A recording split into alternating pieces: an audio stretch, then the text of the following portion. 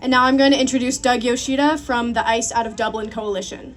Douglas Yoshida, MD, is a third-generation Japanese American. He attended UC Berkeley and UC San Diego and completed his emergency medicine residency at Highland Hospital in Oakland. He has worked at Stanford Tri-Valley Center since 2003. Prior to that, he was on the academic faculty at UCSF, NYU, and Stanford. He has worked in Nepal, Bosnia, and Zambia, and has experience performing asylum exams for victims of torture.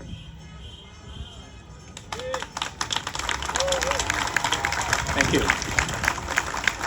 My name is Douglas Yoshida, and as you know, I'm an emergency physician at Stanford Tri-Valley Medical Center here in Pleasanton. I'm speaking on behalf of the ICE out of Dublin Coalition. When my father was 15, he, his family, and his entire community were given 48 hours to pack only what they could carry. They were taken by the army to live in horse stables at Tanforan Park in San Bruno. The stalls reeked of manure. They had to sleep on hay mattresses. They were then imprisoned in the middle of the desert in Utah. That's in 1942, after Pearl Harbor, when Roosevelt invoked the Alien Enemies Act to incarcerate over 125,000 Japanese Americans without due process. We now know that this is one of the worst violations of civil liberties in modern American history. Conjuring a foreign invasion, Trump has invoked that same act to brutally round up, detain, and deport hundreds of thousands, including US citizens, without due process. He has labeled them dangerous criminals, though immigrants, even ones who are undocumented, commit crimes at lower rates than the native-born population. Immigrants are not taking our jobs. They're doing jobs we won't or can't do. They cook our food. They care for our children. They build our homes. They're people like Miguel Lopez. They're also nurses, doctors, business owners, and engineers. Last year, as you may know, the Trump administration announced plans to convert the former Federal Correctional Institute in Dublin to an ICE detention center. This prison was closed after staff and even the warden were convicted for systematically raping the women prisoners. I cared for some of those women. This legacy abuse cannot continue. Recently, the administration has told local governments that, quote, there are no plans for this conversion.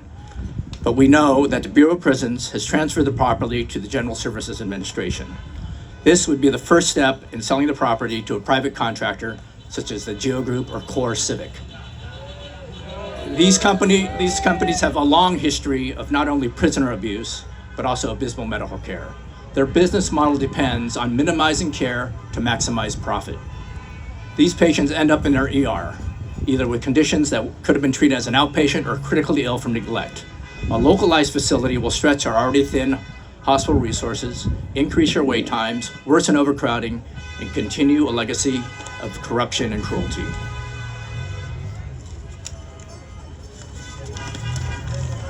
An ICE facility in Dublin will also accelerate the incarceration of our local immigrant community.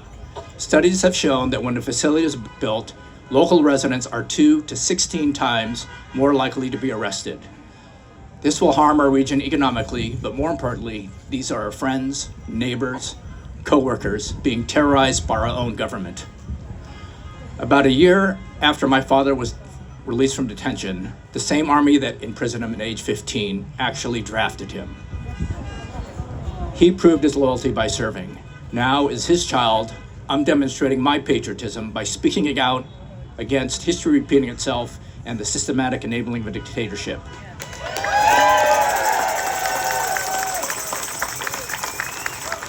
You are showing yours by being here today. I urge you to make your voice heard at an upcoming Alameda County Board of Supervisors meeting on Tuesday, April 7th. They will be voting on a resolution to oppose the reopening of the FCI Dublin as an ICE detention center. For information, speak with anyone of the ICE out of Dublin table or with members circulating around the crowd.